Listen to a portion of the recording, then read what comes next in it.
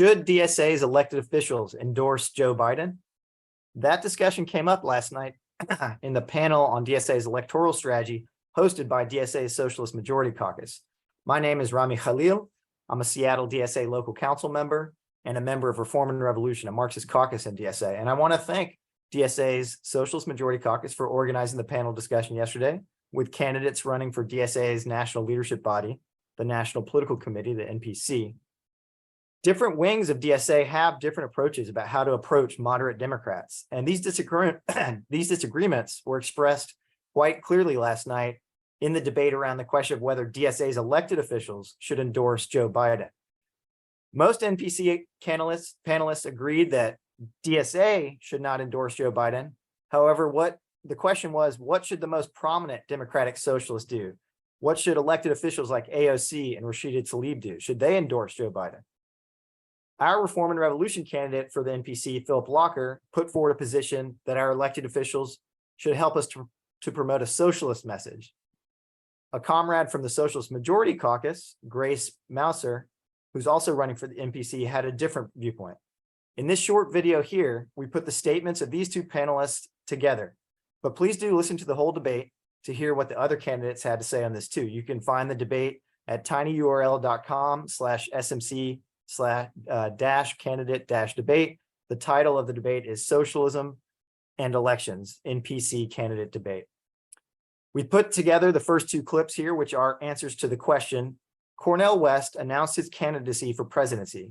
Meanwhile, many aligned elected officials, including AOC and Bernie, have endorsed Joe Biden.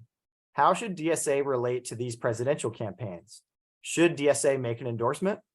The following two clips are closing remarks of these two panelists, Philip Locker and our comrade Grace Mouser. Check it out.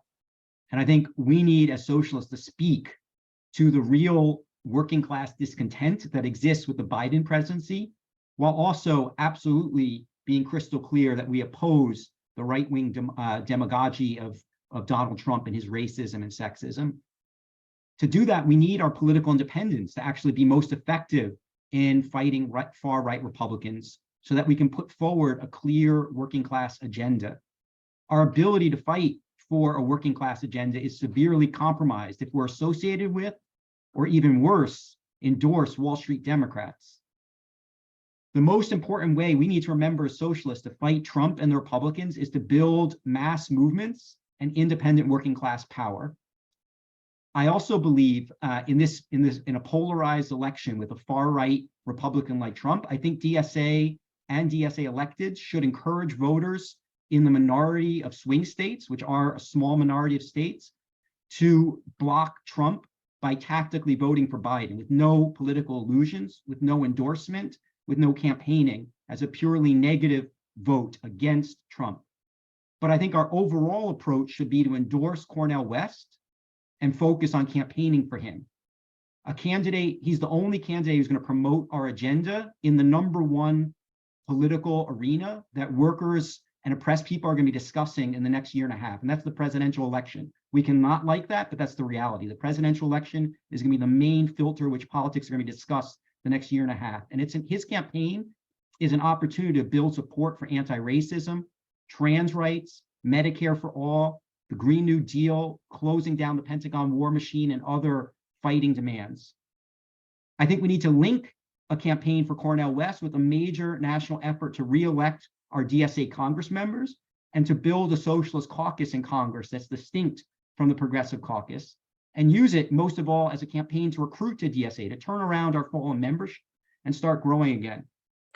So yeah, I think I'm in line with most of my comrades on the panel that, it would be amazing if Cornel West won, but even if DSA threw 100% of our resources at it, it just isn't going to happen. Basically, we all know that either a Democrat or a Republican is going to win, and we have to respond to the actual material conditions that we find ourselves in. So if we're in the business of dealing with reality, the best outcome for us is, of course, a Biden presidency.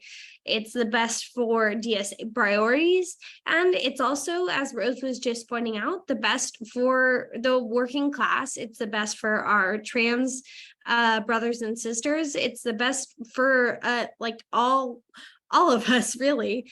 Trump or any other Republican would be terrible. So that being said, I really don't think DSA should endorse anyone in the presidential race. We shouldn't endorse West because he won't win, and we shouldn't be in the business of endorsing doomed publicity campaigns. And we shouldn't endorse Biden because he wouldn't be part of our electoral project.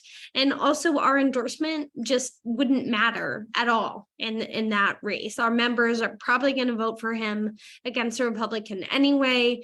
Our turnout machine for Biden would be minuscule. It wouldn't matter.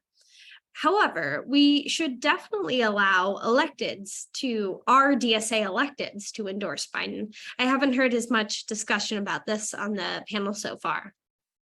Having our DSA electeds endorse Biden furthers our own strategic interests because it's in our interest to have Biden be president.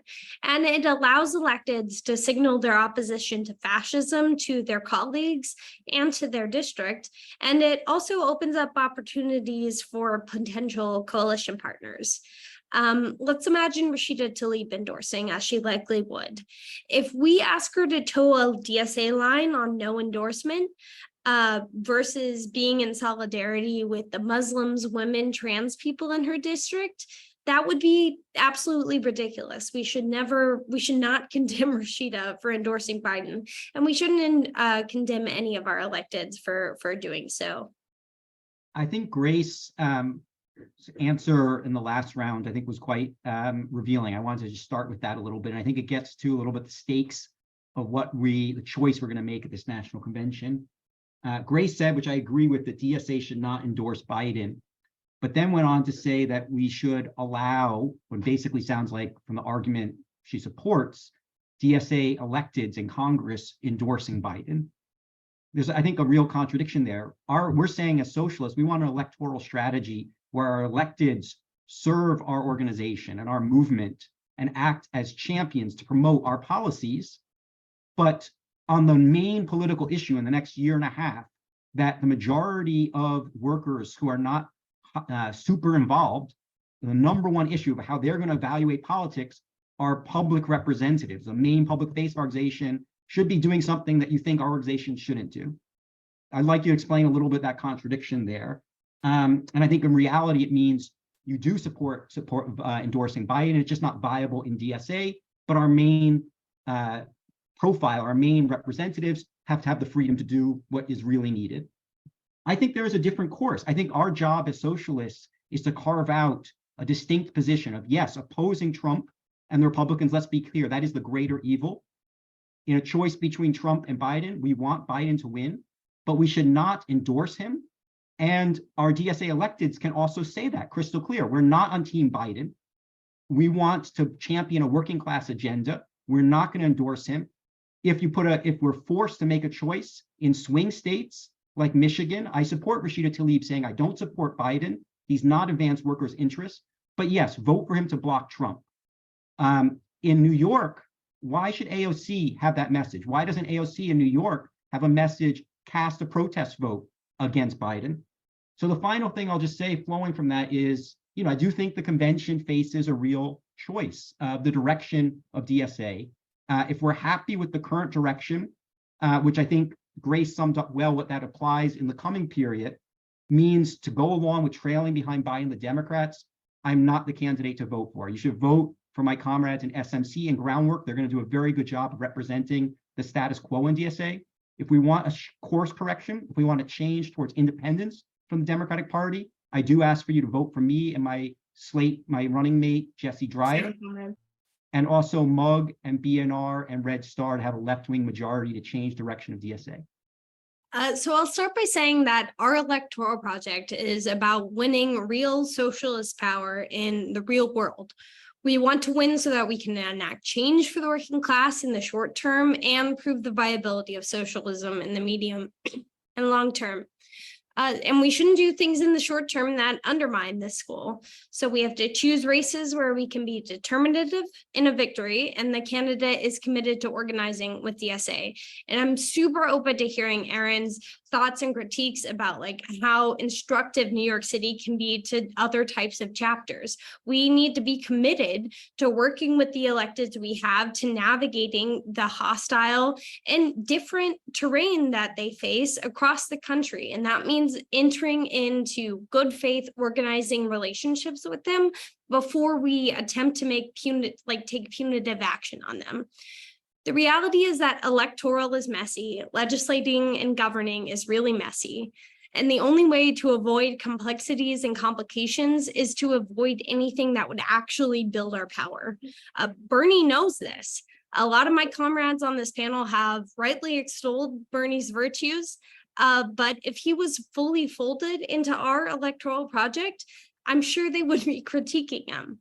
He endorses centrists. He's soft on Israel. He's soft on gun control. He's heavily associated with Biden and has already endorsed him. But we love him because he's serious about power and he makes strategic compromises to get it and to wield it effectively. This thinking needs to be applied internally too. There are obviously bright lines. I'm not saying that everything Bernie does is something we should do, but his strategy is a good one. There's no such thing as a perfect candidate or a perfect elected. There's really only power and there's only organizing to get more of it and to wield it. And we have to organize our elected comrades to expand and wield that power. Now, I'll close by saying that DSA is the most powerful US socialist organization in a century. We have done this over the past several years by being strategic and prepared, not in theory, but in reality. And I'm really excited and proud to be part of this, and I joined because of this. I'm running with SMC because I think what we've done is really fucking cool, and I'm committed to making it better and continuing to grow our power. Thank you for watching that. To listen to the whole discussion, please go to tinyurl.com/smc-candidate-debate or go to SMC's YouTube channel called The Agitator. To find out more about Reform and Revolution and our candidates, please go to reformandrevolution.org/NPC. Thank you.